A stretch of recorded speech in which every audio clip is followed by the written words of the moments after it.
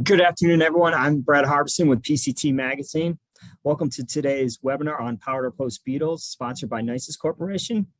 So today we're going to learn how one PCO, Mike Robinson, who's the president of Waverly Pest Control, protected 7 structures from Powderpost beetles on a large estate. We'll then hear from Bryan, who's the Director of Business Development and Pest Control Division for Nisus Corporation. And right now I'm going to tell you about our first speaker, Mike, and then when Harry comes on at the end, I'll give you his bio, but just for Mike for now. And so Mike started Waverly Pest Control in 1994, and since that time, the company has been providing services to the Hudson Valley area. Mike is certified in New York in several categories of pest control. So Mike began his career in 1984 with Gary Pest Control of Yonkers, New York. And in this job, he worked on various residential pest control duties before becoming an essential part of the main termite crew that serviced Westchester County. So after several years in residential pest control, Mike moved to systematic pest control of Bedford Hills, New York, where his primary duties were in commercial pest control. Mike then rose to become the main troubleshooter for systematic and received licenses in 6 states before finally going into business for himself as Waverly Pest Control in 1994. A couple quick notes to pass along before I turn it over to Mike. First, a quick disclaimer, and that is that the views expressed in the presentations made during this webinar are those of the speakers and not necessarily the PCT Media Group or our parent company, GIE Media.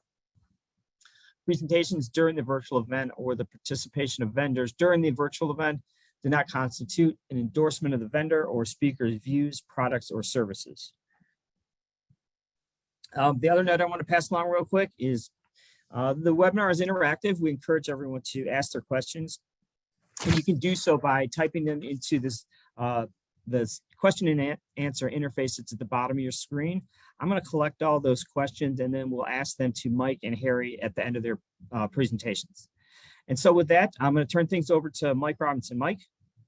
All right. Well, I'd like to introduce myself. My name is Mike Robinson. I am the founder and CEO of Waverly Pest Control, Inc.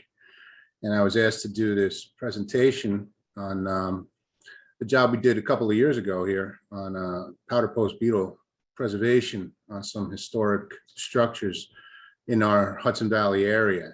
It all began primarily right around first couple of months after the pandemic.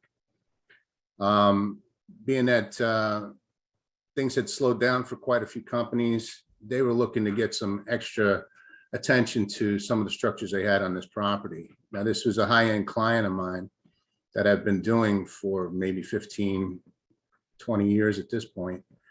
And it has an estate up in the Hudson Valley area here, not too far from FDR, Vanderbilt. So you can imagine along the Millionaires Row up there of the river, what this place was like. It was almost like a mini town of its own in the day. But I was asked to evaluate a problem that they had been going on for a couple of years that I had pointed out to them, which was powderpost beetles that were attacking several of the structures on the property. Now, this property has about maybe 22 structures on 99 acres worth of land. And the structures themselves consisted of an event barn, which is a 4-story barn. Used to be a dairy barn. There was a firehouse, what was used as a firehouse back in the day, / telegraph and switchboard, stables, boathouse, things along this line. And the estate had been around and established probably about 150, almost 200 years from the history that I learned about it. And some of the structures were actually trained in back in the day when you could order a house or a barn, anything along those lines from Montgomery Ward's catalog or Sears back in the time, and they would erect it right on site. So some of these structures happen to be from that era and from that catalog, believe it or not. So upon evaluating what needed to be done here, these structures were unique in the fact that a lot of them had been untreated over the years. That means there was no paint inside on the timbers. There was no sealant of any kind, no staining whatsoever for, aesthetic purposes. This was raw. And as you can see in the picture there, that is that 4-story barn. They really needed to be protected, and they were starting to become infested again with powderpost beetles. So from doing a little research on the history, they had a problem in the past many, many years ago, which they had success with ridding the problem. However, with this particular scenario, they wanted me to do some sort of a preservation that was going to protect all of the wood, all the timbers, without discoloring anything. They want that patina, aesthetic, 100-year-old look to stay the way it was. So in researching a little bit of information about what products we were going to be able to utilize, there was a couple of challenges that had to be met. One of which was, how are we going to get the product that we choose to these areas? Some of them were 25, 40 feet high, just on the inside. You can see in one of these pictures here, I got one of my guys actually covering a smoke detector, which we utilized plastic shower caps to be able to kind of scrunch around and actually seal the smoke detectors temporarily while we were doing the application process of it.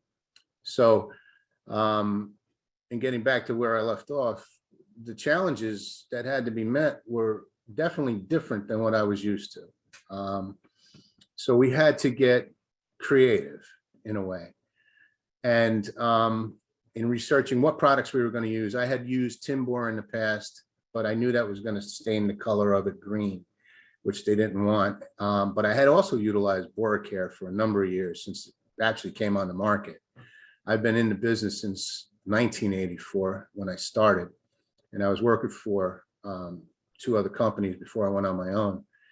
And in doing so, we had numerous historical buildings or buildings that were registered historical from the 1700s that had powderpost beetles in the past, which needed treatments, and we utilized Boracare. And the great thing about the product was not only did it work well, but it never stained. You never even knew after the application process that we were there. So it was kind of like a one and done almost situation. And I hate to sound like ServPro, but it was like it never ever happened. So we got good results with that. And that's what I decided to investigate a little bit further for this type of a situation. So as we got into it a little bit more, I reached out to a gentleman by the name of Reed Ispis at the time with Nisus. I reached out to Reed, who worked with me on trying to figure out all the board feet that we were going to need to get the right amount of coverage to apply. So he was a great consultant to work with from the company. And between my measurements and his calculations, we were able to determine just how much product was going to be needed for this particular project that we were taking on. So once we got that down as far as how much we were going to utilize, the challenge was how we were going to apply it to these upper areas. We had also consulted with Oldham company in regard to a rig or some sort of application device that we could use to do this treatment directly. And Reed had recommended them because he had worked with them in utilizing a rig that had an agitation system in it to break up the whole thickness of utilizing Boracare when you do the mixture ratio to it. We were doing the 1-to-1 ratio for what we were going to need because I knew we were going to need good saturation on these timbers. And it was great for the type of situation where you're going to be close and direct right with the boards or the timbers or whatever it is you were going to apply this stuff to. Problem was for us, being that some of these structures were very old, they couldn't handle the weight of a lifting system. And also there were concerns in liability with the owner. He didn't want to have anything falling through or collapsing through any of the flooring that is there. As you can see, some of these architectural designs in this barn, you have like a runway going from one end to the other on that second level, and then above it you have an opening with lofts on the side. So it was going to create a very, very difficult challenge to get heavy equipment in there to be able to get us up close to the ceiling and the roof rafters to do these applications. So I had in the past utilized one of our rigs, our termite rigs, for this particular type of treatment in crawl spaces that were extremely difficult to get to. So we would outfit the rig by pre-mixing 5-pound pails of Boracare with a water mix ratio and actually filling the tank that way with the pails. And it was already treated and mixed up with a beater that we would attach to a drill. So once we had the texture that we needed it to be, we could put it into the system and then utilize it through the hose out of JD9 spray gun that we usually would utilize for power spraying a house structure, reaching up to the soffit areas or up to a roof peak for just that particular scenario. So I figured, all right, let's see how we can do it with this particular situation. So what we did here, if you could see in the pictures, we actually had to do a lot of prep work in order to make this work. So we had to cover all the things that we thought would become in contact with the product that we were going to apply. And this could be sticky at times. They weren't overly concerned about it, but they were concerned about the lights getting sticky, not so much the conduits that the switches and the outlets were connected to, but we did cover them as well anyway. Plus the flooring, if we were going to shoot this up onto the roof rafters and the boards that are connected with the roof, we didn't want to oversaturate the floor. So I utilized what I used to use in some of the crawl spaces over the years, the 6 mil vapor barrier, for a plastic tarping type concept. And as you can see here, it protected everything. We utilized some scaffolding to get us up closer to where we needed to, and we had wheels on the scaffolding, so we could actually cart ourselves around the room and not oversaturate the flooring, which was fantastic. So that's how we were able to get up close, a little bit closer to do this application. Now, in this picture here, he happened to have a barn, which is what this is from, that he had stored stuff in there after I had already done a walkthrough on the place to do the job. So he had to get a moving company and move everything to one side of the whole upper section of this stable. And then we tarped everything with this 6 mil vapor barrier, including all of the articles that were inside. So we basically kind of walled it with plastic over the top and then down like a wall. And we could treat all of those areas and protect the stuff that was there. Once done with that, we would treat another building while he would call the moving company back in to move everything over to the other side.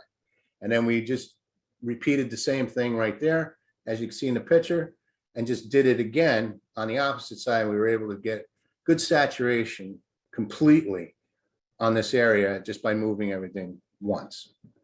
So that's how we overcame that. And what you're seeing here in this next picture here, these are pallets and pallets and pallets of the world's second largest vinyl collection that's being housed up here temporarily. When I say world's largest vinyl collection, I mean collection that has been collected from the actual artists such as Keith Richards and David Bowie's personal record collections were donated to this particular gentleman who has all of this and needed to also be protected while we're doing this treatment. So you can see everything in this photo has been covered with this plastic. And we were able to get to all of those timbers, which we utilized that Oldham rig, and that kicked out about a 25 PSI. But when we were utilizing the other rig, we were able to increase the pressure to about 75, 100 PSI to reach up and shoot up those 20-foot, maybe 30-foot distances that we couldn't get close enough to. So when you're sitting there trying to do the math on how you're going to get the right saturation to be able to protect that wood, it says in the mixture, you know, to do it twice. After you do the first coat, you put on the second coat. So if we had to thin it out a little bit, we would just do a third coat or a fourth coat if needed, depending on how thin we had to get it. Because sometimes it would clog up the lines, sometimes it would clog up the JD9 gun, and we would on site just thin it out, run water to it, rerun it back into the tank till it thinned out again, and then remix what we needed to try to make up the difference, so that when we were applying the Boracare, it was getting good saturation and going on according to what we needed it to do. This is another picture of that walled out area of that stable where we had to protect all those other articles that were there. Furniture, lawn furniture, lights, you name it. The guy had all kinds of things on this estate, but he just happened to utilize the storage in the one spot we needed to go. And that's pretty much how it went for about a good 7 weeks. I'm sorry, 7-week time frame. I had originally planned for maybe 8 weeks. I figured it would take me about 2 months. And I did a majority of the spraying application, and I would have a helper with me during the day to either set up the plastic or move equipment around from place to place within the estate, depending on what building we were working on at that time. And it, you know, I just took my time with it day by day, 5 days a week, and we were able to get it done within a week shy of the time frame. So we didn't even go over on time. The saturation of it during the application was perfect. And then when we were done and we removed everything, that's what it looked like when we first went in to that space where he had stored everything. So the pictures are a little bit backwards, but that's what they had to move from one side to the other so that we could actually treat that whole section in there. But it was definitely challenging. And I learned quite a bit on how to prep and prepare for something of this magnitude. We're just a small company here, so it's not like it's just something that we come across every day. But I'm the type of person that welcomes a challenge, and it was just a matter of sitting down with the right people and putting a plan together, and then figuring out, of course, you know, time and material and how this was all going to go down according to plan, and then try to add in a little bit of, you know, the unexpected things that might crop up. And it all came together. It was definitely one heck of a learning experience, I can tell you that. And the key part of this, this is my picture of my 49 Chevy pickup truck. That was the rig that we were utilizing at the time. It was a roller pump system, capable of pushing 200 PSI on a roller pump, but we never utilized it beyond 75 to 100 PSI, if that, just to reach some top peaks within the area of the barn section when we were over there. And doing that treatment, it was almost like dealing with a wooden ship that was upside down. That'd be about the best description I can tell you how it was to do this application. And the way we did it was in sections. So we would do one whole area, let it dry. We were utilizing fans and ventilation. This here in this picture here, all those tarps are covering those boxes of records and vinyl records that were there. That was utilizing the Oldham rig that was set for Boracare. They had an agitator built in the rig, but we still pre-mixed it just to make sure. But that agitator kept up, and we were able to get a good application onto all of those timbers. This photo here is with the JD9 gun, as you can see, and we were doing it from the scaffold height. And we got some really, really good saturation on all of that. And this was, I took this shot intentionally and put this here to show you when you have the correct spray stream, you can get a lot of good spray application utilizing this product. And I was approaching it because I'm a car enthusiast, a car hobbyist, from when the guys were shooting the paint on the cars. How can we get this nozzle to give it a nice thick coat as we're going across. And I tried several tips that I had for these guns, and we wound up going back to the original tip that it came with, which was an adjustable tip. When you twist the top barrel of the nozzle gun, it changes the stream from straight to a fan spray. And the fan worked out the best in what we needed it to do here. So that's what's going on in this photo. And a shot of the truck up there on the estate. It's just one of my proud, I would call it a mascot at this point. We use it for parades. I actually use the truck on jobs and have some of the kids come out and take pictures with it. And they just love it. They love it when we come over to the house and do a treatment and they get to take a photo out with it. Sometimes we'll put them on Facebook. And then as far as the follow-up process of all of this, being that this customer in particular happened to be a monthly customer for all these years, we were always allowed the access to double check things. And with this particular job in that big barn, there happened to be only a very small section, I would say maybe a 20-foot area of upper timbers that we actually had to go back that happened to have some residual Powderpost Beetles emerge that following year. And there was some more Powderpost dust that had dropped down. So we knew exactly where they were at. But that was partially due to saturation issues, making sure we could get it into these areas. Sometimes you can't get it in unless you really hit it heavy.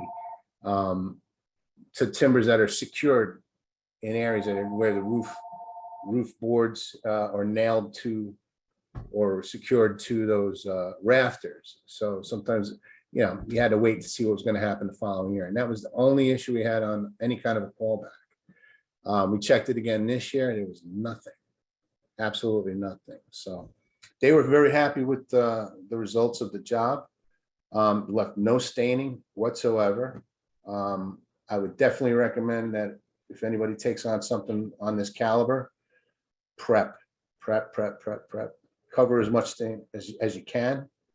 And, you know, just get it right, basically. And that was pretty much it. That was 2 years ago. And that's my story. That was really interesting, Mike. And what was the year and the make of the car that you showed there at the end? It's a 1949 Chevy pickup. 1949 Chevy pickup. Very cool. Yeah. So Mike, I just give you a heads up. We did get some questions that came in, and thanks to everybody for asking those. We're gonna hold off on those questions till after we hear from Harry. But we will definitely get to those questions there at the end. But like I said, we want to hear from Harry first. So Mike, thank you. And then let me just tell you a little bit about Harry. A lot of folks in the industry know Harry Bryan. He's the Director of Business Development Pest Control Division for Nisus Corp. So Harry's a 25+ year veteran with Nisus, and he served with both the professional pest control and the agricultural industries. And we just learned that Harry is employee number 5 from Nisus. Something like that. Yeah. So a little bit about Harry again. He's considered a hands-on technical expert, and you often find him in the field helping pest control companies treat a WDO problem on a farm or treating a restaurant for small flies at 2 a.m. And he's shared his experience and expertise throughout hundreds of in-person and digital seminars and presentations, as well as on social media during the last 25 years. So Harry's going to tell us a little bit more about wood, beetles, and buildings. Harry? All right.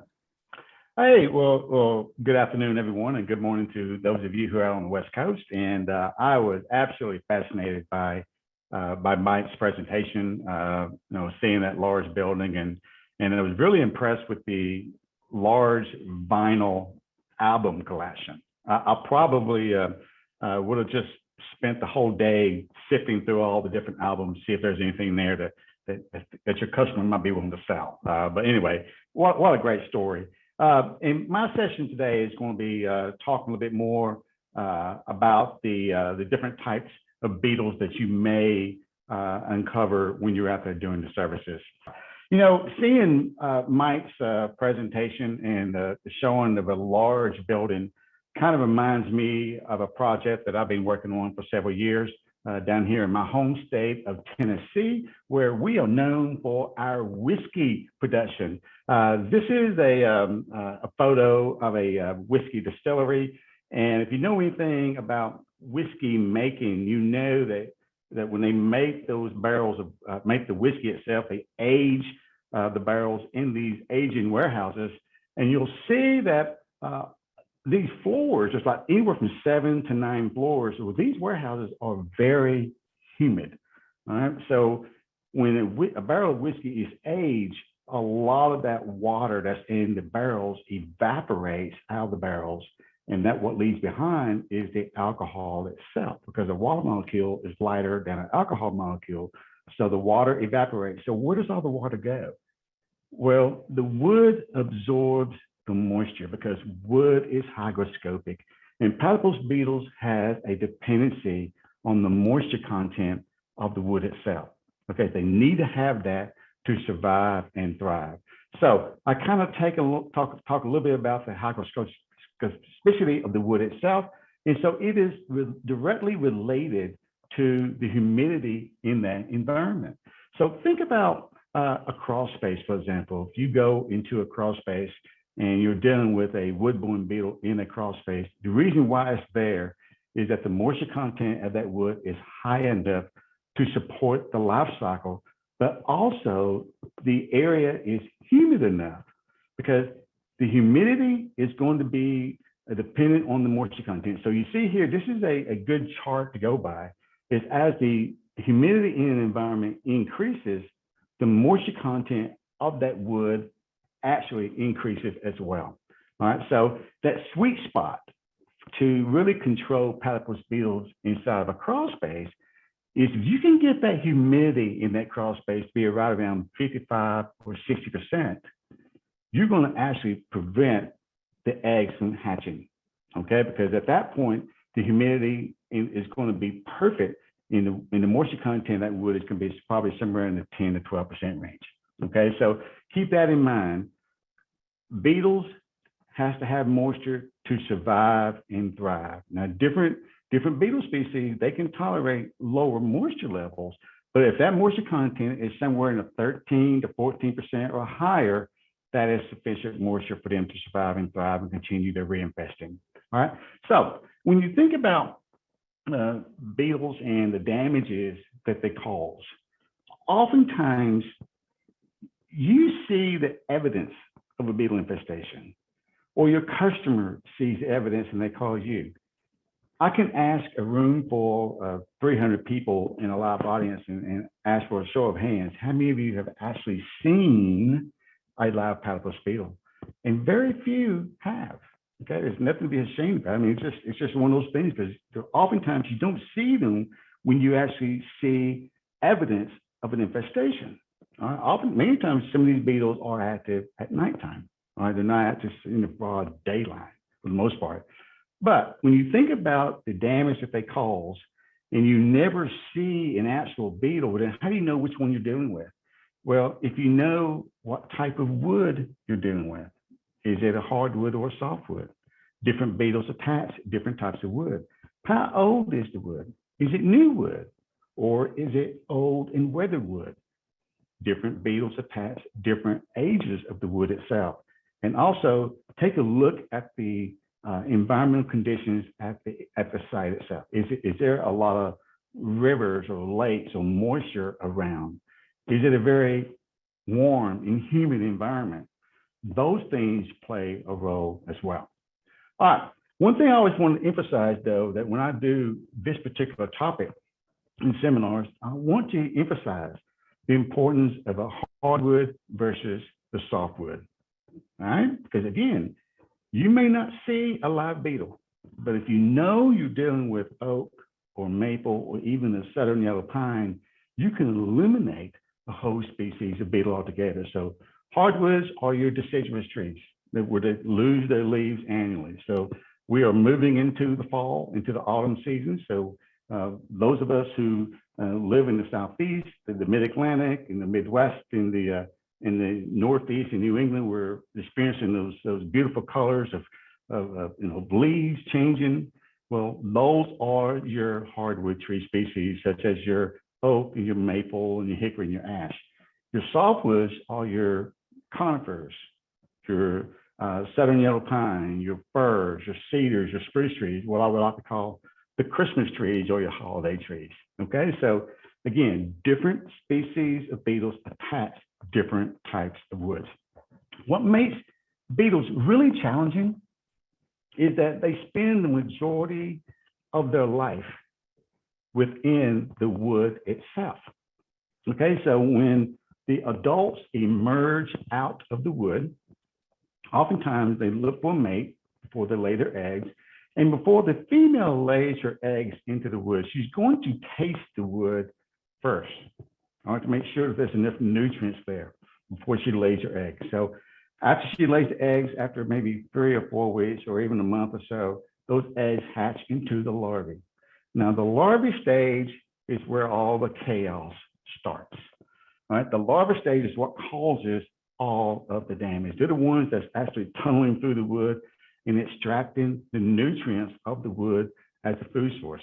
Now, that larval stage, depending on species, can last as short as a few months to several years. But during that whole time, we have no idea if they're there or not. The only time we know we have beetles in the wood is when they emerge out and you have your exit holes. So after a few months or years, as those larvae are kind of born through the wood, that's when they kind of move into the pupa stage. And that pupa stage only lasts a few weeks until they emerge out as an adult. And then they start the whole process over again. Typically, though, this emergence is going to take place in the warmer months of the year. All right, down here in Tennessee, where I live, we'll start here an emergence start around late March and go up to early October about this time. In the cooler months, in the colder months, the beetles start to slow down the activity somewhat. They kind of go into a dormancy phase, all right, where you don't see a whole lot of activity. And I'm talking about in your exterior wood environments. Now, inside of a home might be a different story, because inside the home, you got your warm temperatures inside the house, like in your hardwood floors and your cabinets. So it's possible that you can experience emergence of beetles even in January inside of a home itself. All right. So I mentioned we're going to talk about some certain species of beetles that we may uncover as professionals. Here is the lictine species, the licted beetle, which is part of the Bostrichid family. What's unique about the licted beetle is pretty much throughout the whole United States, because the licted beetle is primarily associated with manufactured wood products, such as wood flooring, cabinets, picture frames. And the licted beetle only infests your hardwood species. And on top of that, it only infests new hardwood species.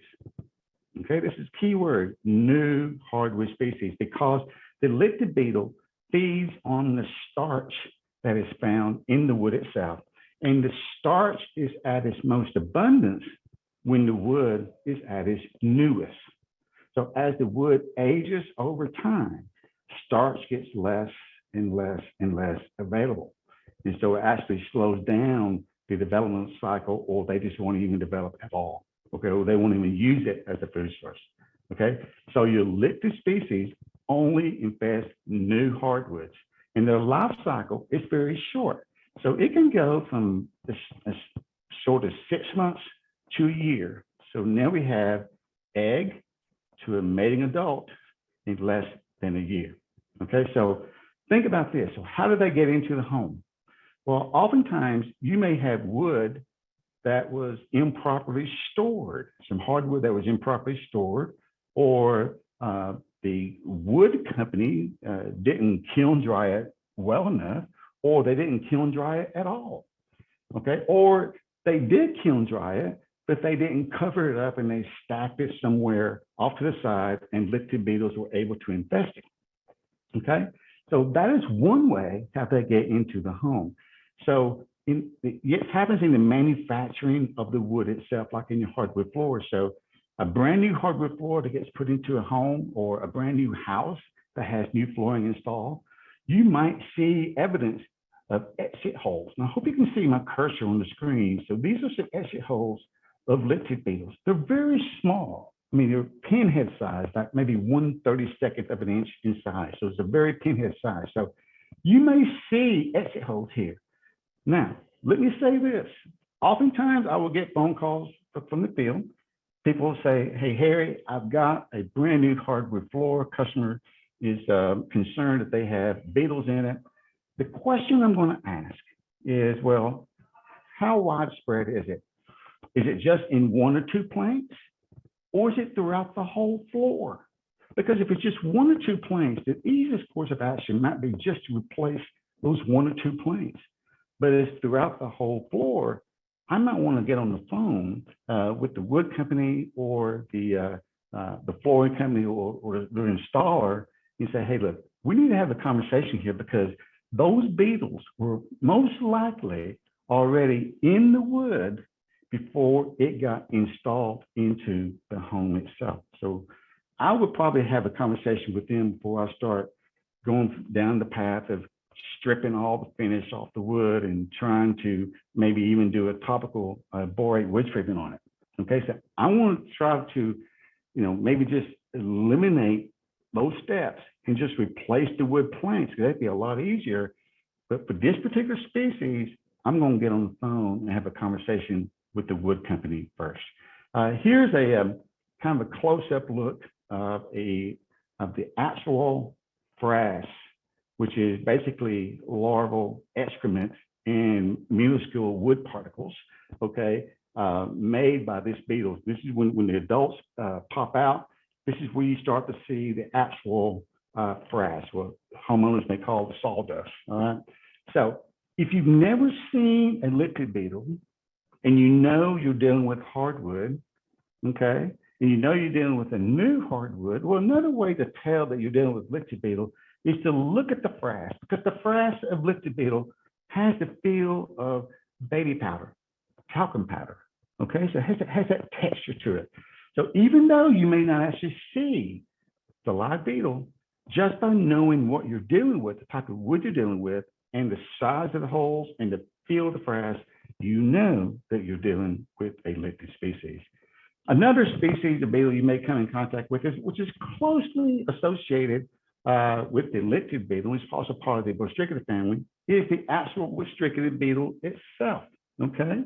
Now, these particular beetles are very similar to the lichen in the sense that it also feeds on the starch. It also has a propensity to prefer hardwoods more so than softwoods. But what's unique about the Bostrichidae beetle, and we don't get a lot of phone calls on this particular beetle, by the way, is that the female has a tendency to actually bore into the wood to lay the eggs, okay? Now, Bostrichidae beetles, this particular species, doesn't really reinfest very well because the adults and the larvae, they both feed on the wood itself.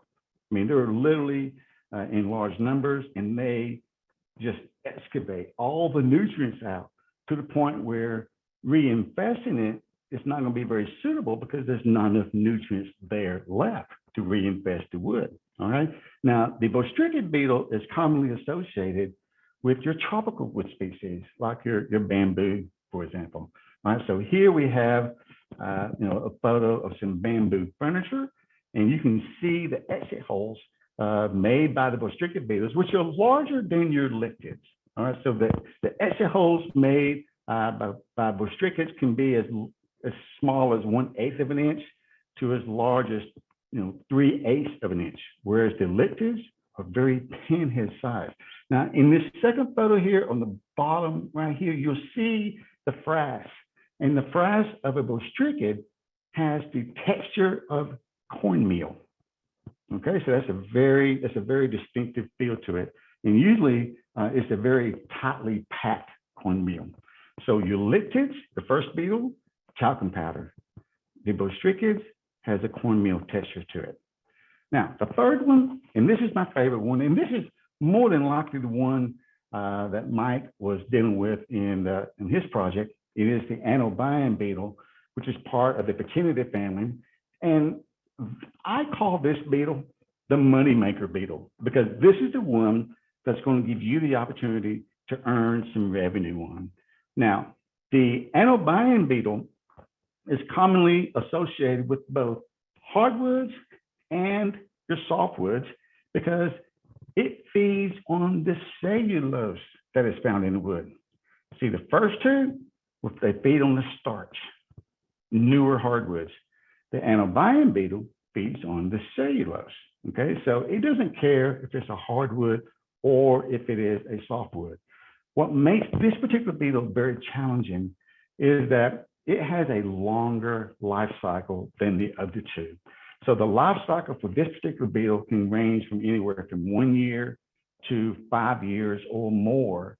Down here where I live in Tennessee, it's usually right around 2 years from egg to adult. In some of the upstate areas, like where Mike's at in New York, it might stretch out to 3 to 5 years. You can go up in the Upper Peninsula of Michigan, it may be 5 to 7 years. Okay, it's going to be dependent on the moisture, the humidity that's available, the environmental conditions at that site. So here we have a crawl space, and Anobian beetles really love damp, warm crawl spaces, okay? So if I go and do an inspection inside a crawl space, now see these little streaks of powder. This is evidence of something going on. Now, inside this crawl space, for beetles to thrive in this environment, that crawl space has got to have a significant amount of humidity, at least 65% or higher, and the moisture content of that wood is going to be right around at least 14% or higher than that. Remember, wood is hygroscopic, so it absorbs the moisture from that environment, making it more suitable for powderpost beetle development. One thing that I've talked to a lot of homeowners over the course of the year and working with my pest control clients out in the field, you know, where we are in Tennessee, or in the South, anywhere in the South, you know, homeowners really love to crank that thermostat down, all right, to 70, 72, in some cases they may even go below 70, all right? So if you're standing in your house at shoulder height, the temperature may be 72 degrees, but the floor is going to be cooler, especially on homes on crawl space. Cold air falls. So as the floor cools, everything in that crawl space gets cooler as well. All right, your subfloors, your ductwork, everything. And then if the foundation vents are open, warm air from outside rushes into a cool crawl space. Well, that happens, the humidity will always spike. Okay, so when the humidity spikes, it goes up to 80 to 90%.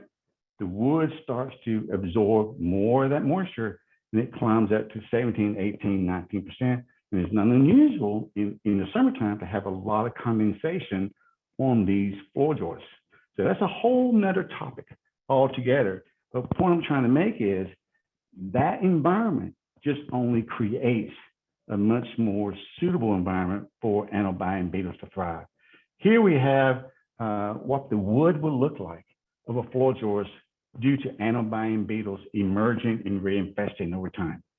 See the powder that's leaving? You can take a little hammer, or in this case, a knife or a spear, and tap it, and you see all this thrash just falling out of the wood itself. That's a question we'll have to ask. Is that wood still doing what it's designed to do? Okay, so this kind of gives you an idea of what's going on here. All right, beetles are also found in your older structures, Anobian beetles in your older structures. Here we got some 100-year-old barns up in northern Michigan that has a significant amount of damage. Again, this particular beetle doesn't really care about the age of the wood. As long as there's a cellulose component there, they're going to use it as a food source. One of the reasons why in newer wood, it's rare that you actually find this particular species, because their development cycles can take a longer time. Right? Covered bridges. up where Mike lives, you got a lot of covered bridges up in New York, New England. Over the years, they have kind of dilapidated and had to be torn down, but they do try to refurbish them and protect them or rebuild them, these historical bridges. But animal beetles have become a destructive force in a lot of these covered bridges as well. We worked with the Department of Interior on some projects in the past. We actually created a scope of service on how to protect covered bridges by using floor care. And so that technical bulletin will make that available to all of those attending today as well. Reclaimed wood is a very popular thing. I mean, we've got a lot of young entrepreneurs who have traveled the country, going to old dairy farms or tobacco barns, or even some distilleries that have gone out of business and have torn down a lot of these buildings to repurpose the wood itself.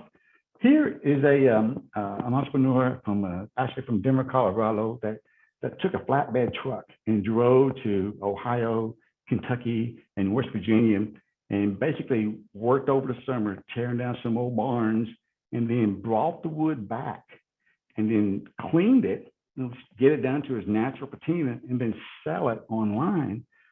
But what happened was that a lot of the homeowners who bought the wood for their craft projects, a few months later, they would come into the house and they see sawdust on the floor. Hey, I think it's got a lot of bugs in the wood. Sure enough, a lot of the wood that he bought throughout the Midwest and parts of the South had all of these little exit holes in the wood. So all the wood you see in this picture had exit holes, showing it had at one time or another had some infestation issues. Okay, so there were still larvae in the wood that when he was selling it to homeowners online. Okay, so he had to bring the wood back, and we were able to partner him up with some pest control companies to actually go out and treat all the wood before he was resell it again. So if you got some businesses out there that like to sell reclaimed wood or repurposed wood, there's a good opportunity. There's a sales opportunity for you as well. Here's a real world scenario where a homeowner had taken reclaimed wood and installed it in the ceiling of a home. And then, a few months later, they had this sawdust on the furniture and on the floor, on the bed. We say, well, what happened? Well, what's happened is that all that wood that was there, it had beetles in it. Okay, so there are some things you can do in this particular scenario. The homeowner did not want to replace the wood. They wanted to keep it in place. So the pest control company, what they did is they went on the other side of this wood up into the attic and had access to it. So they sprayed all the wood from the other side. Okay, so there are some things you can do, but replacing damaged wood, I'm a bit advocate of that, but sometimes customers don't want to do that. So we have to take some curative measures as well. As I mentioned earlier, distilleries, they're a prime candidate for antibiotic beetles. Here's a real world scenario of a distillery that having issues with Powderpost beetles. They emerge and just reinfest over and over and over, because this is bare, naked wood. Okay, so all that wood is moisture laden. Okay, so remember, when you age in a barrel of whiskey, the water evaporates out of the barrel. That's what it's supposed to do. All that wood absorbs the moisture. You got a very high humid environment, particularly in the summertime. That is a rich environment for these beetles. Now, here's the thing.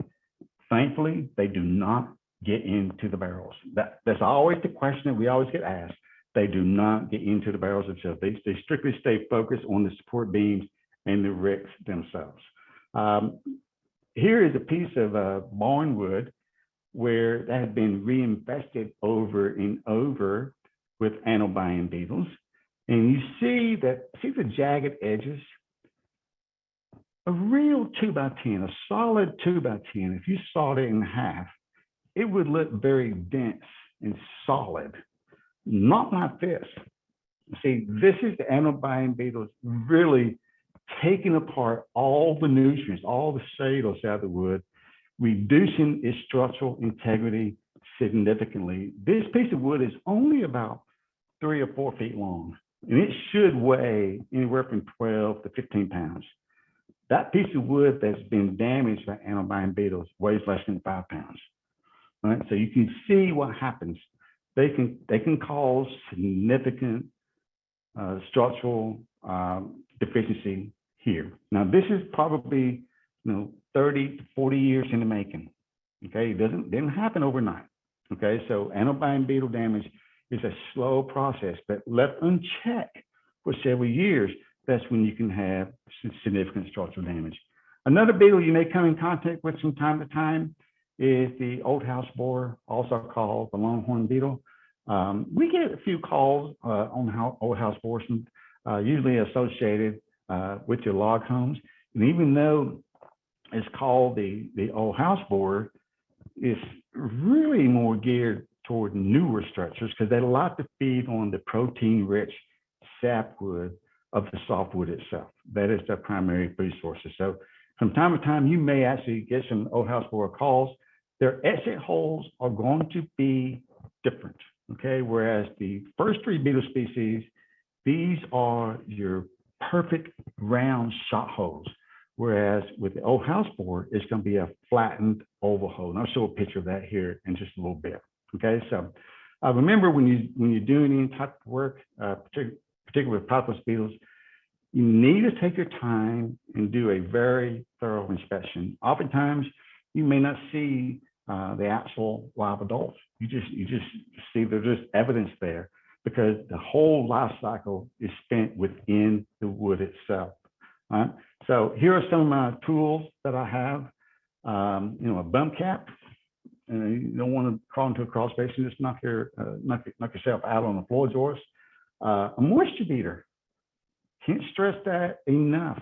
I think a moisture meter is something that needs to be in every service technician's bag, especially when you're dealing with Powderpost beetles, because moisture control is one of your tools that you have. If you can manipulate the moisture or the humidity in that environment, you can actually make an impact on the development cycle of these beetles. Also, a magnifying lens, if you're able to actually see a live beetle, you can kind of look up close to be able to identify the exact beetle in hand. Now, we at Nisus Corporation, we have beetle cards, and these beetle cards are the shape, size of a credit card. These holes that you see on this particular card are to scale. So if you are in a situation where you see exit holes on the wood, you want to try to get some idea as to what beetle it may be, you can take this little beetle card and put it up against the size of the hole, and it'll give you some clues as to which beetle species that you're dealing with. Okay, so we make these available free of charge. So if you would like to have some of these cards for each one of the technicians on your team, or if you would like to just have one for your own personal use, feel free to text me your name and your mailing address, and how many cards you like, and we will get these cards mailed to you as quick as we can. And I'll share my contact information later on in the session as well. As I mentioned earlier, I always want to emphasize moisture control. Have a moisture meter with you because beetles depend on moisture to survive. The anode beetle, the one that I call the moneymaker beetle, it needs that sweet spot about around 12, 13% or higher. Whereas the lifting beetle, the very first beetle we talked about, it can tolerate a lower moisture content, anywhere from 8 to 10%. That's pretty dry, okay? So being able to take moisture readings is a good tool as part of your scope of service when doing work against the beetles. And as I mentioned earlier, larval development is going to take place when you've got sufficient nutrients in the wood. There's a temperature zone of around 68 to 88 degrees and humidity around 80 to 90%. Remember when I said earlier, at 80 to 90%, that's when the wood moisture content is going to rise and potentially get up to 18 to 20%. And at that level, you may have other issues down the road, such as surface fungi and potentially wood decay fungi if it doesn't get corrected. One thing that I will tell you, that if, like in a crawl space environment, if you can get the humidity to around 55 to 60%, you will actually reduce the egg hatching of animal-buying beetles. So that is always a good thing. I'm a big fan of replacing wood if possible, particularly in hardwood floors inside of a home. If you can replace a plank or two, that's great. If you can replace a door of a cabinet, that'll be good. All right. But in some cases, like in these distilleries, what they do, they take out some of the old infested wood and they replace it with new wood. But before they put the new wood in, they're treating it with board care. Okay, so they're taking a one-step approach with that because they know that the beetles are always potentially going to be an issue there. So they're going to eliminate that wood as a food source and try to get ahead of the problem for future uses of those warehouses. There are three borate formulations that we have, that we manufacture at Nisus Corporation. All three of these are labeled for powderpost beetles. Personally, for active infestations, I'm going to go with the board care because it has a much higher loading of the borate per finished gallon, and it gives you a much quicker and a deeper diffusion into the wood itself. Because here's the thing, the larvae that is in the wood is what's doing the damage. You got to get the product to where the bugs are. All right. So if you want to get control of an active infestation, I would definitely recommend the use of board care because that glycol carrier is a penetrant, it's a diffuser into the wood, carrying the borate with it to get to where the larvae is. All right. The board care with mold care is a similar formulation, but it's really designed as a preventative in a situation where you don't have any beetle issues. But if you are in the crawl space, you have, maybe some old evidence, but you don't have any fresh evidence, but you have a high humid environment, board care with mold care would be a good product to use in that environment because it is designed to actually prevent any type of surface fungi and wood decay fungi from growing on the wood itself. Then, of course, Timbor, which has a long track record as a wood treatment itself. Both Timbor and board care have been used for the past 25, 30 years for powderpost beetles. But for active infestations, I am going to go more toward the board care because in a finished gallon of solution, you're going to get about almost 1.5 times more active ingredient per finished gallon than you would be with Timbor. Okay, so for active infestations where penetrations is a critical issue, go with board care. If penetration is not an issue and you're just doing preventative, then any of these products would be good for that. If penetration is critical to the success of the project, you always want to go with board care. And on active infestations, we're going to recommend that you use a 1-to-1 application of board care and water. So it works basically by eliminating that wood as a food source for the beetles itself. What we found over the years is that 1,000 parts per million of borax is actually lethal to the beetles. But when you spray a finished gallon on the wood, you got literally almost 200,000 parts per million of borate. But over time, that is going to penetrate into the wood itself. Okay, so you want to get a lethal dose to where the larvae is feeding in those tunnels, and board care is going to be your best bet for that. Why use it? Well, for one thing, it gives you long-term residual because borates are inorganic mineral salts. They don't break down very well. Okay, so when you get it onto the wood, it stays on the wood as long as that wood is in service. Now, exterior wood, like the exterior like log homes, for example, if you're spraying wood on the exterior where it's exposed to the environmental elements, you do want to put some sort of a finish or a top coat on there that will actually lock the boil care into the wood. But on your interior wood, it's like what when micro sprayed inside the warehouse in those buildings, or you spray inside of a crawl space, or in the pictures you see here, well, nothing's going to wash it away, okay? So it will basically last as long as that wood is in service. Now, diffusion and penetration is critical for the success against woodborne beetles. This is an animated drawing to show you what actually goes on when you spray all 4 sides of a piece of wood with the boil care solution. It's going to diffuse from the outside in. The more moisture you have in that wood, the quicker your penetration is going to be. Okay, so that's the benefit of having the wood having a higher moisture content. Okay, so keep that in mind. This is what's going to happen when you spray all 4 sides of the wood with the boil care. Now, how quickly does it go to the center of the wood? Well, that's going to depend on a lot of factors. Is it a hardwood or is it a softwood? What is the moisture content of the wood? Penetration is going to be a little bit quicker in your softwood as opposed to your hardwood species, but you will get diffusion. Okay, so keep that in mind. Right? So here is what our scientists at Nisus have done. They do a lot of research on railroad ties and utility poles.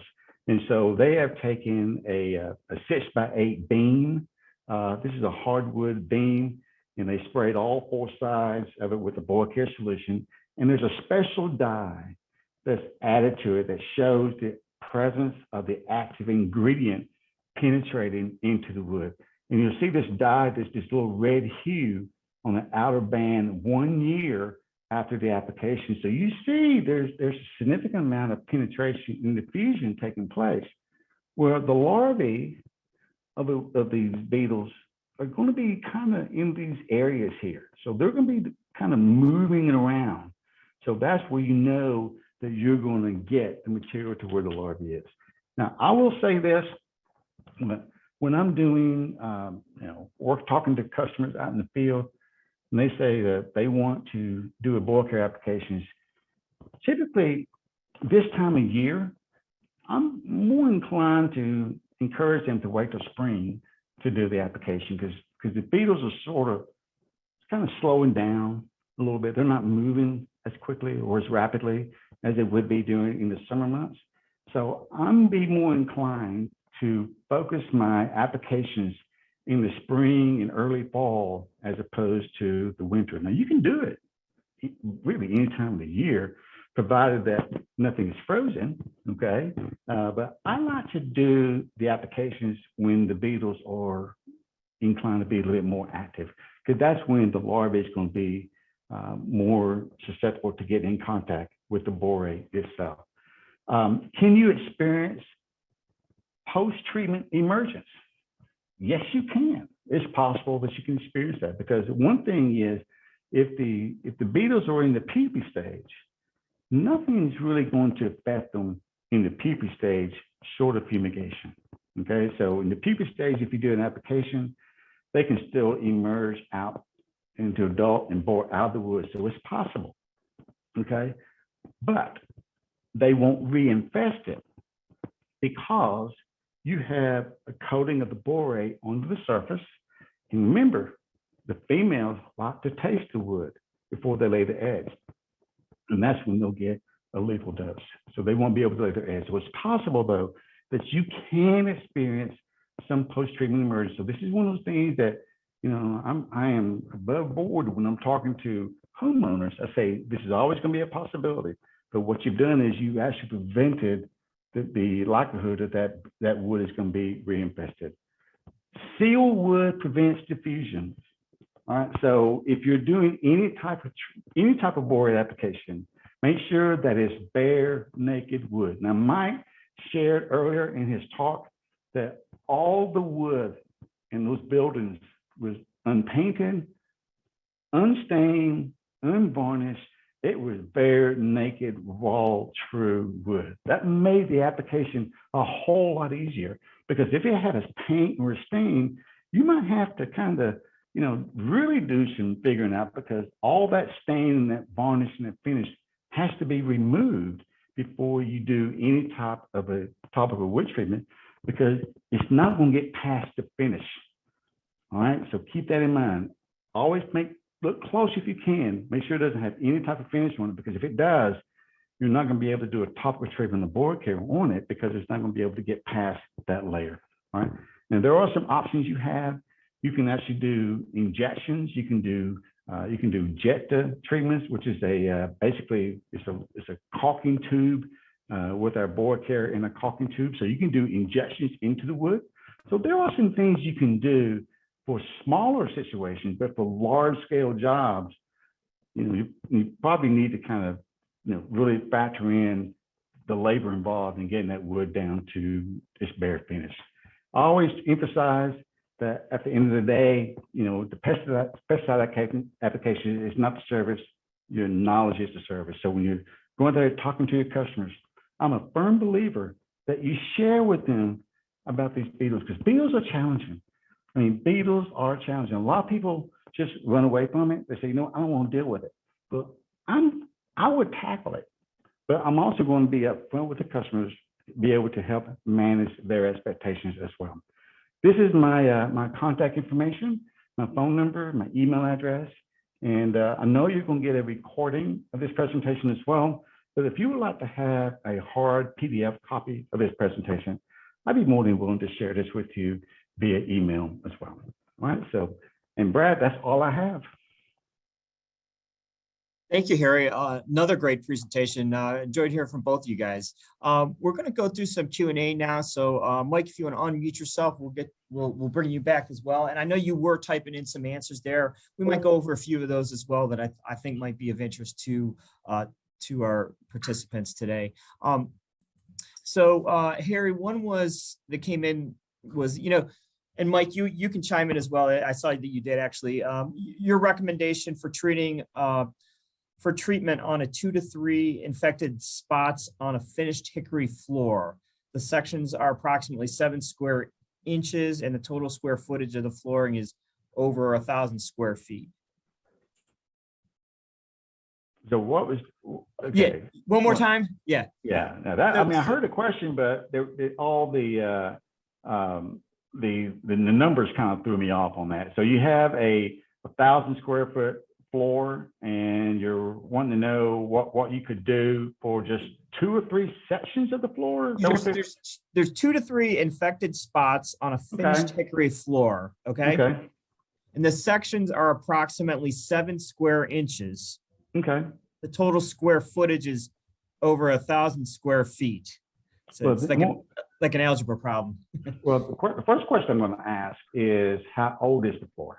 Is it a new floor? Is it an older floor? Because if it's an older floor, you could, if it's possible, you could strip it and do a top coat of board care at 2 to 1 on that, and then sand it down after your application before you put another top coat on it. But if it is a newer floor, chances are those beetles were already in the wood. And I'm talking the newer floors, say less than 5 years old. Okay. I'm going to have a conversation with the installer or the wood company, because that happened on their end of it. Okay. You see, I'm going to be very adamant about that, because these beetles did not infest the flooring after it was installed, most likely. Okay. So, but could you treat that? Yes, you can. But if it's going to be smaller sections, I would be more inclined to just replace certain planks, or just do a wait and see for a while, for a few months, to see if there's going to be any more evidence of an infestation taking place. But typically, if there's only just a few planks, I'm just going to try to replace those planks before I even go to the whole elaborate process of stripping the whole floor down. Yeah, that makes sense. Mike, a question you had answered, but I think it's worth repeating. I think it was kind of interesting, which was, how much BoraCare was used and what was the total treatment area? For this particular situation, I calculated everything out to be around 58,000 board feet. When I had worked my calculations with Reed at that time, and he said we were going to need about 160 gallons of the product to cover all that area. And it came right just down to maybe one or two that we had left over at that point in time. So he was dead on with his calculations in regard to helping me calculate all of that, because I had never done something quite on that scale before. I was used to like what Harry was just talking about, 1,000 square feet here, 500 square feet there. And usually it'd be in crawl space areas or under the flooring or something like that when I was dealing with it. So this was, that's what we came up with when we put it all together. So those were the numbers, and it came out just to be just about dead on. And then similarly, what were the metrics that were used to determine the powderpost beetle activity? Well, I mean, it was pretty evident when you saw it. So, there was pinholes all over the timbers of the structure. And then you had all of the dust that had dropped and fallen directly under where those areas were. And there were some that I actually did see them, as Harry had pointed out, you don't always have the opportunity to see the beetles themselves. And it was some interesting stuff that I did see. So they were emerging, they were active. This happened to be when I did the walkthrough around July, but as I got into the application process, it was the months of August and September. So they were prevalent. They were definitely there. There wasn't much to have to figure out if they were or they weren't there. They were definitely. One thing I want to add along that is I like to look at the color of the frass itself. So if the frass has the look of the color of freshly sawed wood, like you just took a bandsaw and sawed 2x4s, it's got that golden yellow color to it. Exactly. That's usually the color of that is going to kind of give you a clue that you have an active infestation. And also, if possible, look inside the holes. That's where your magnifying lens comes into play. And looking inside the hole is going to give you a clue as well. If this has that fresh look to it, that's usually a sign that you have an active infestation going on. If you don't, if it's old activity, that frass is going to have the color of age or weatherwood around it. And it's going to have some grit and webbing and salt, dirt in it as well. So. Without a doubt. And then another one. This was another one. Mike, your response was good here. You kind of mentioned talking about depending on the conditions and scenario, but Harry, I'll ask you this one too, and that is, using BoraCare, does it make sense to both drill and treat as well as surface spray to get the beetle and to get to the beetle infestation? That's a operator decision to make. I know that, for example, like in beams, I'll give you a prime example, a fireplace mantle beam, where you might have evidence of a beetle infestation in those beams. You could drill into it like an X pattern, that you drill in an X pattern so you can get dispersal of material on there. But typically, I'm going to stick to the surface spray. I think the surface spray is sufficient, provided that you do it at the right time, that you got the surface prep to do the treatment itself. That should be sufficient. But you can, if you want. If you feel better about doing a drill and inject, you can do that. That's an operator decision. But typically, I'm going to just stick with the surface spray at a 1-to-1 application. And then I think, Harry, this one's maybe more geared towards you, and that is, how deep in the wood does the BoraCare go? That's a good question that gets asked in every single seminar. It's going to be dependent on a lot of factors. BoraCare penetrates quicker into softwood than your hardwood.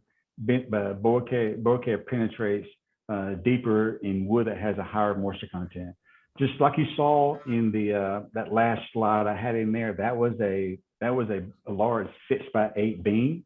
You saw that the diffusion path by the red dye, it was probably about 30% penetration or diffusion within a year of application. But here's the thing, borates don't just stay stationary. So once you spray the surface of the wood, it gets underneath the outer layer surface of the wood and begins this penetrant and diffusion. It's always moving with the moisture content. Okay, it's always going to be moving. So that's why we know wood being hygroscopic, as we learned today. All right, so as that moisture increases, you will get much more movement of the borate into the wood as well.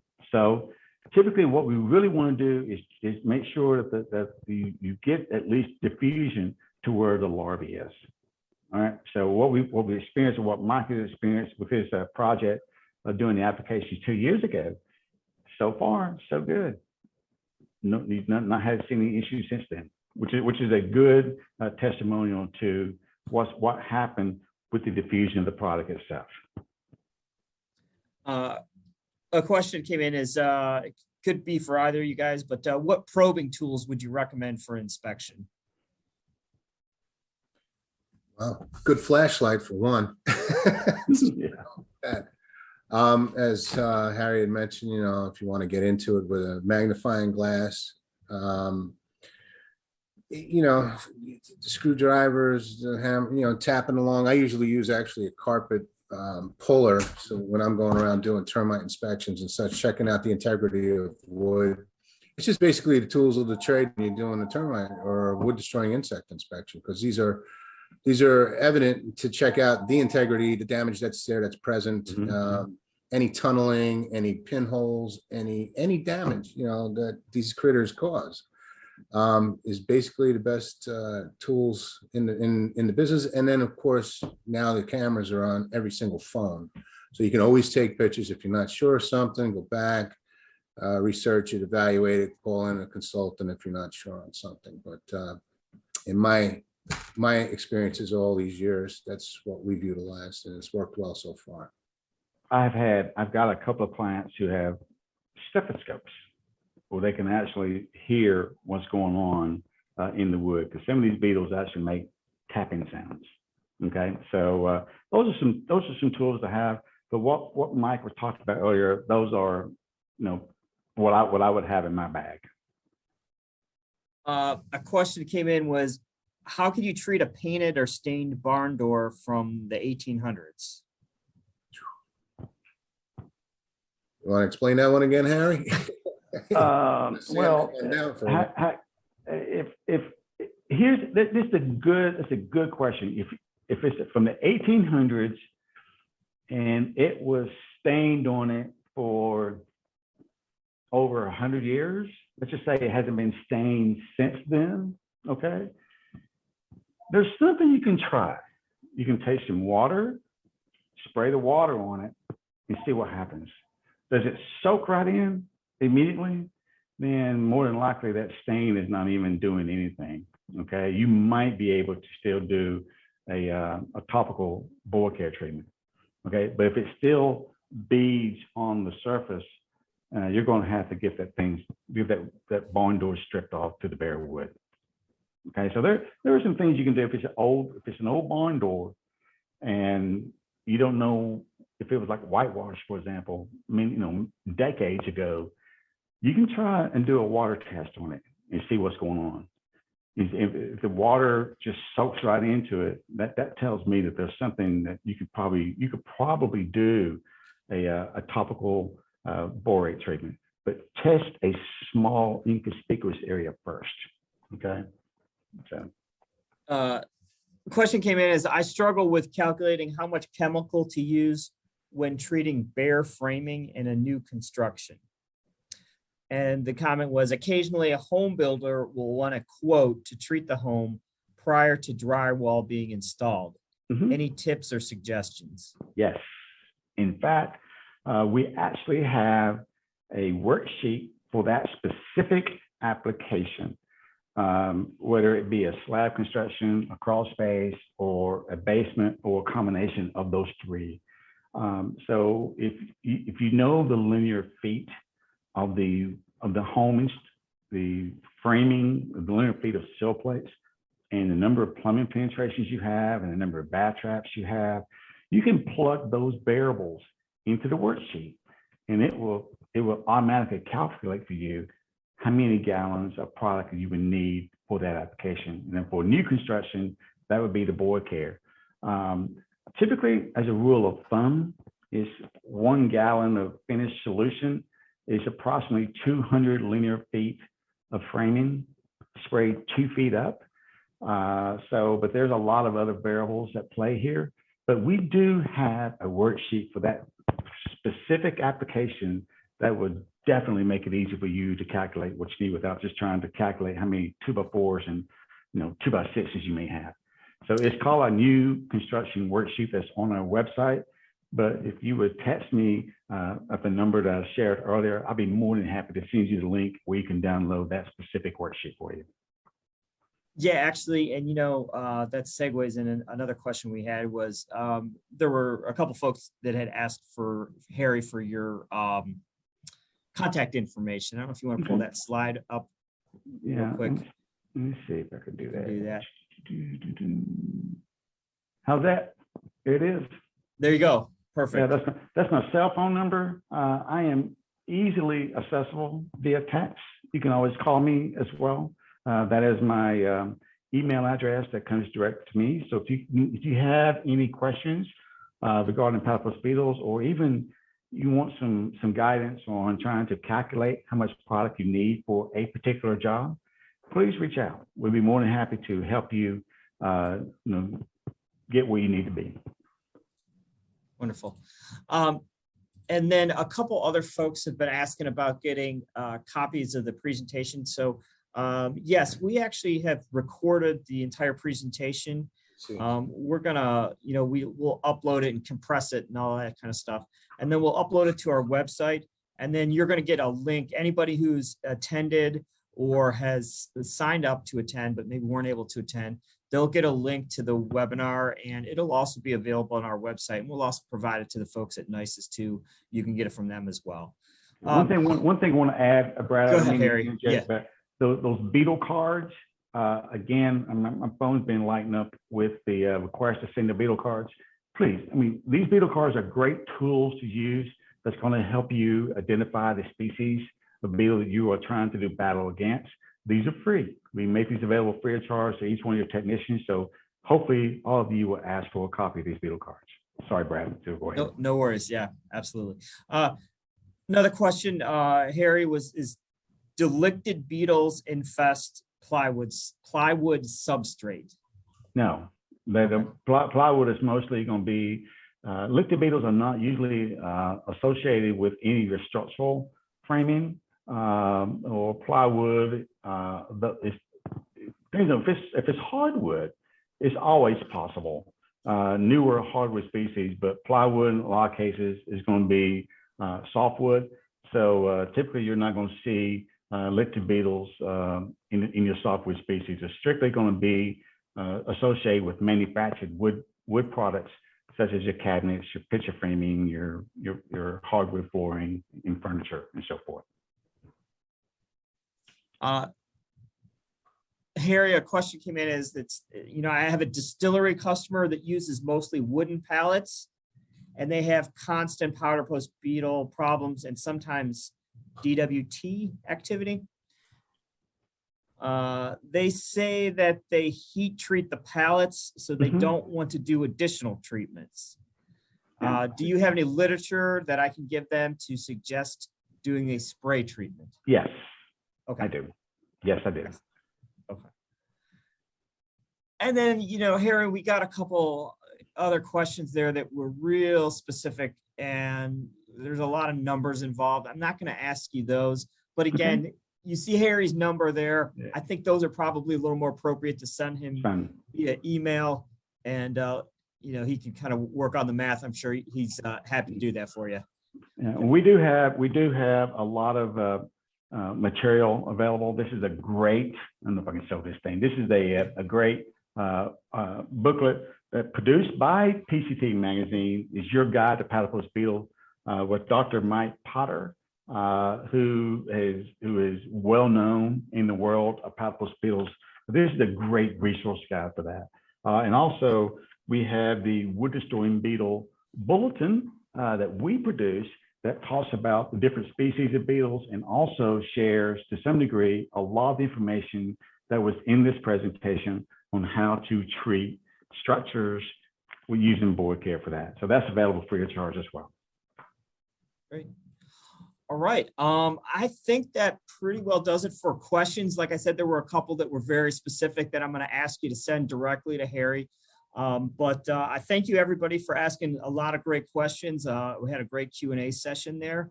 And again, I want to thank, big thanks to Mike Robinson. Mike, thank you again for sharing your experiences with Powderpost Beetles. Yeah, very well done. A lot of really interesting information you shared, and just a wonderful project. And I appreciate you sharing it with PCT's readers. My pleasure. Thank you for the invite and the opportunity. Yeah. And Harry, you as well, really terrific presentation, and a lot of great information that you shared based on your 25 plus years experience working with the Nisus products and beetles, structure infested beetles. So I think that just about wraps things up. But again, I want to thank both of our speakers, and thank you to Nisus Corporation for sponsoring this event. And again, look for that link to a recording of the webinar within the next 5 to 10 days. We should have that out to you. And thank you, everybody else, for taking some time out of your day to attend and participate in our webinar today. Yeah, you got it, guys. Thank you. Thank you. Guys, take care.